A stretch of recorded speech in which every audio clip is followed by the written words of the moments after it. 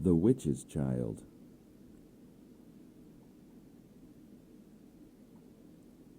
Once there lived a witch in the woods, a mean, horrible witch. She was wicked and cruel and absolutely heartless, and her name was Rosina. Rosina made it rain when there wasn't a cloud in the sky. She turned decent people to stone. She made the ground shake and lightning strike and wind roar. She was powerful and evil and had all there was to have, all but one thing, a child. So one October night, out of bits of straw and leaves and clumps of her own hair, Rosina made herself a daughter and called her Rosalie. But she couldn't bring Rosalie to life. "Rise, my Rosalie!" demanded Rosina. "Awake!"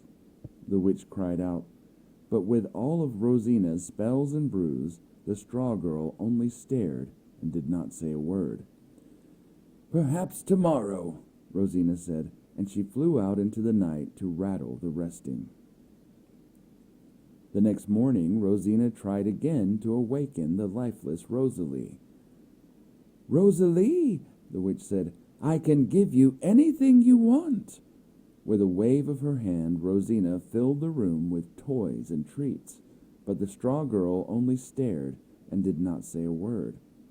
Rosina, in a fury, flew out her window to frighten lost souls. Days passed, one by one, two by two, and Rosalie still did not stir. Weeks and months and seasons passed, until one spring day, Rosina noticed children playing in a nearby field. She turned and looked at her lifeless daughter and remarked, "Perhaps this will wake you, my dear Rosalie." The witch carried Rosalie outside and, with a simple spell, lured the children to play with her. But the children did not know how to play with a girl made of straw. They twisted her and twirled her until she began to fall to pieces. Rosina, boiling and seething with anger, made the sky turn dark and howl with thunder.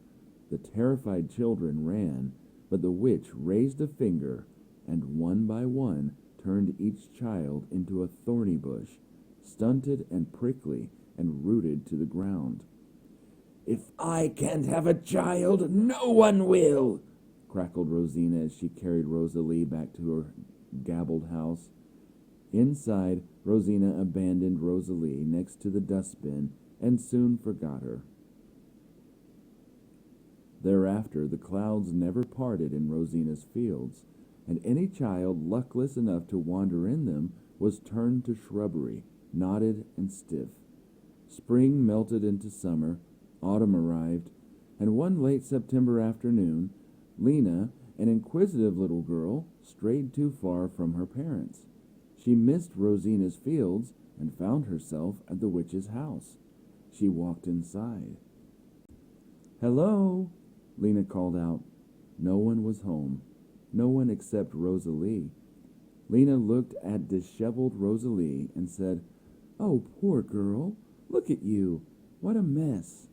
Lena began to mend the girl of straw. She straightened her legs and stuffed her arms and brushed her hair. "Much better," said Lena. She picked up Rosalie and hugged her and danced with her and gave her the one thing she never had, the warmth of a loving heart.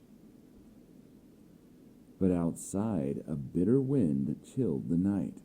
A frost was coming, and so was the witch. Rosina flew into the house. Seeing Lena holding Rosalie, the witch raged. "Trying to steal something, you wretch!" said Rosina. "Well, you'll do very nicely as my supper tonight, young lady." The witch lit a fire in the hearth and then grabbed a long knife. "Oh, please," Lena pleaded and burst into tears as she hid behind Rosalie.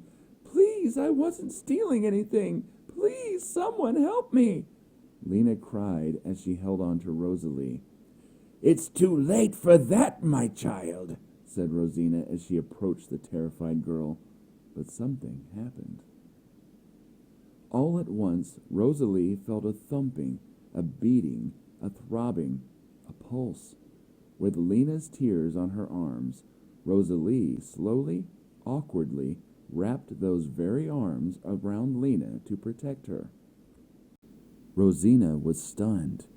In a jealous frenzy, the witch lunged forward to grab Lena. Rosalie pulled Lena to safety as the ferocious witch sailed straight into the fire. Being so dry and brittle and barren of love, Rosina went up in flames, and that was that.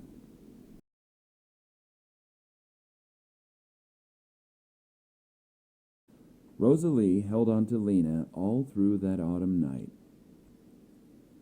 In the morning, Lena's parents found her safe and sound. So glad and grateful were they that they adopted Rosalie and gave her brothers and sisters and happiness and a kindly roof over her head. With Rosina gone, her clouds departed, and finally, in the sun's embrace, the bushes that were children again, and their parents loved them and were thankful for them and properly cared for them as well they should.